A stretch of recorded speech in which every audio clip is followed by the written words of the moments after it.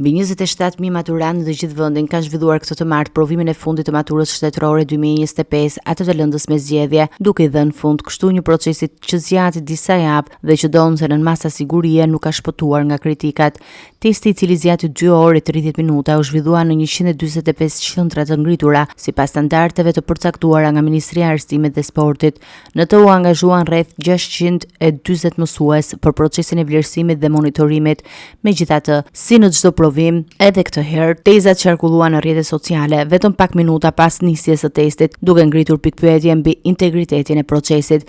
Ministria e Arsimit reagoi sërish duke theksuar se rrjedhja e tezave nuk ndikon në vlerësimin real të nxënësve, pasi sipas saj maturantët janë testuar në një sër masash paraprake që garantojnë barazi në proces.